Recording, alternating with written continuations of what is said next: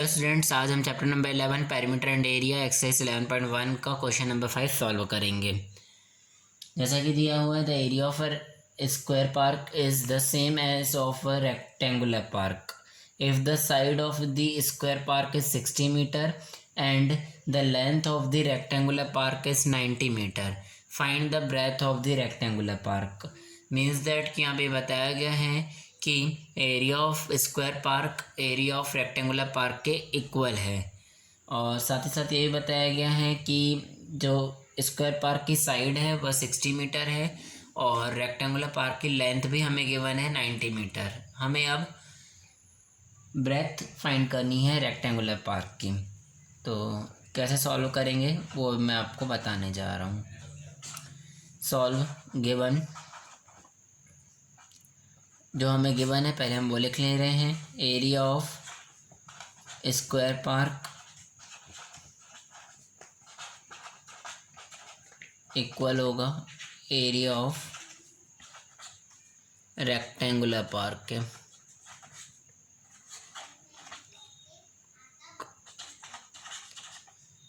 Area of square park equal होगा area of rectangular park. Side of square park equal 60 metre. Length of rectangular park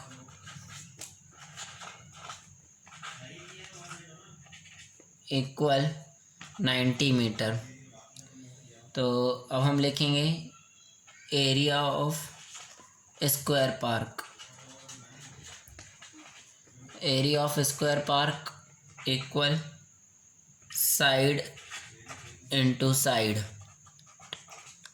तो हमें area of square park side into side ये हमें पता है। Side की value हमें given है 60, तो 60 इंटू 60 मीन्स दैट 6 6 36 और ये डबल 0 0 0 0 0, तो 3600 स्क्वायर मीटर। जैसा कि हमने अभी area of square park 3600 square metre निकाल लिया है, तो area of square park equal होगा एरिया ऑफ रेक्टेंगुलर पार्क के। यह कंडीशन हमें बुक में क्वेश्चंस में दी हुई है, तो इसी कंडीशन को देखते हुए अब हम सॉल्व करते हैं। तो area of rectangular park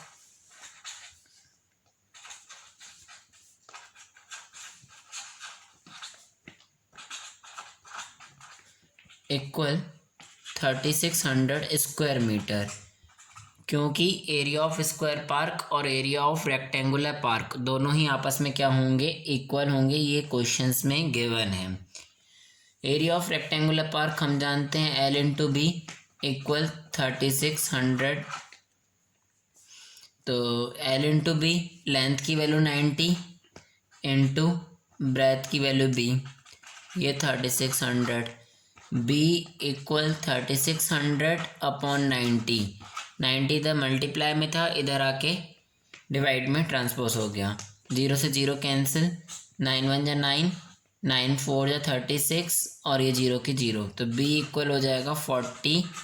means कि ब्रेथ ऑफ रेक्टेंगुलर पार्क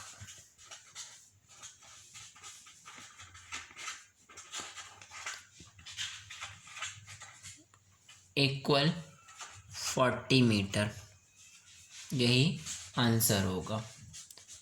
तो हमें साइड गिवन थी, लेंथ गिवन थी, हमने साइड के through area of square find किया। Area of square area of rectangle के इक्वल हो गया, और एरिया ऑफ रेक्टेंगुलर में हमने लेंथ की वैल्यू रख के और एरिया ऑफ रेक्टेंगुलर की वैल्यू रख के बी को फाइंड कर लिया।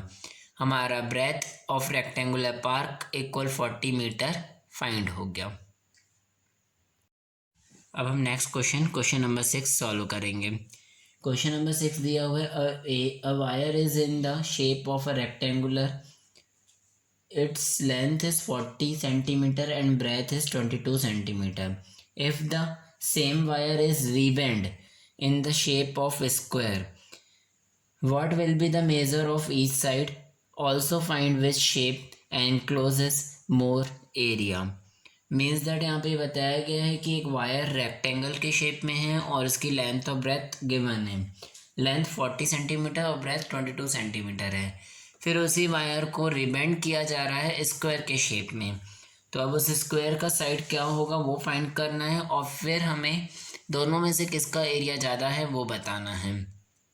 तो अब हम इसे सॉल्व करते हैं। तो यहाँ पे दिया हुआ है कि पेरीमीटर ऑफ स्क्वायर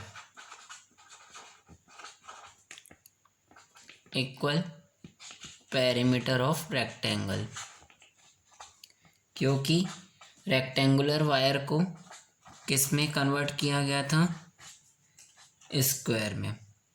तो दोनों का पेरीमीटर आपस में क्या होगा, इक्वल होगा। तो perimeter of square 4 into side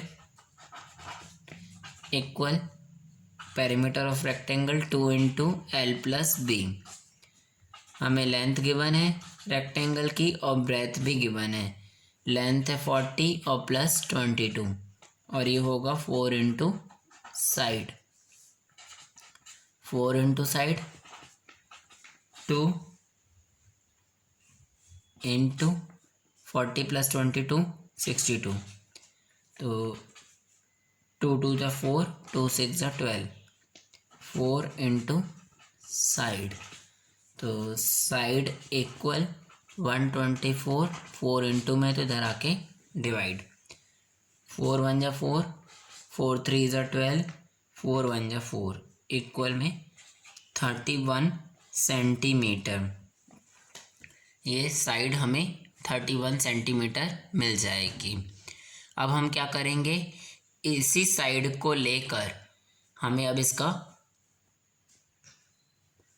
perimeter find करना पड़ेगा और एरिया भी फाइंड करेंगे और एरिया ऑफ रेक्टेंगल भी फाइंड करना है।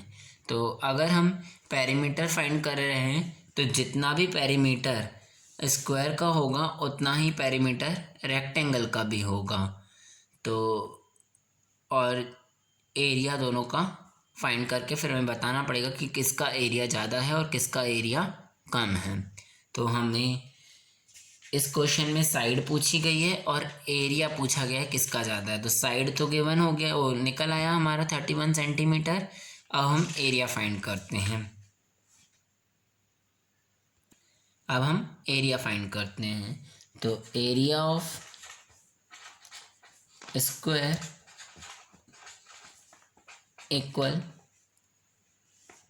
साइड का whole square, square of side. तो side into side means side की वैल्यू 31 हमें मिली थी, 31 का स्क्वायर 31 इंटू 31, 31 इंटू 31 की वैल्यू रफ में मल्टीप्लाई करके देख लेते हैं अपन। 1 टाइम में 31 इंटू 31, 3 टाइम में 3 1 जा 3, 3 3 जा 9, 961, 961 स्क्वायर सेंटीमीटर। अब एरिया ऑफ रेक्टेंगल फाइंड करें हम। तो area of rectangle L into B, length into breadth. L की वैल्यू 40 और ब्रेथ की वैल्यू 22। तो 0 2 4 जा 8, 2 4 जा 8, 880 स्क्वायर सेंटीमीटर। अब हमें यहाँ पे दोनों में कंपेयरिंग करना है कि किसका एरिया ज़्यादा है। तो area of square is greater than area of rectangle.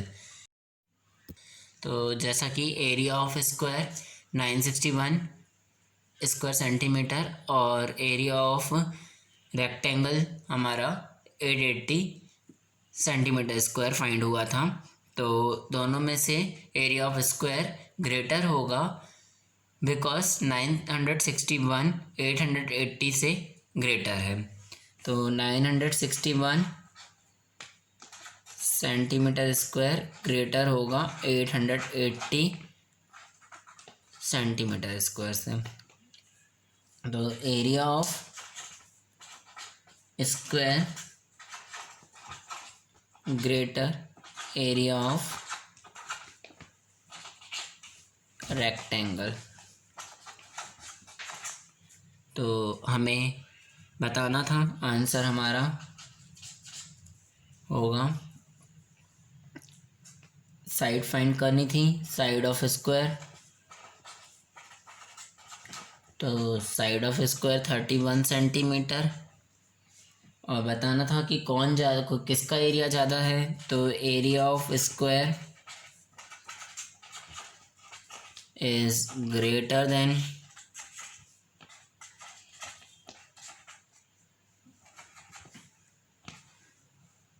Area of rectangle.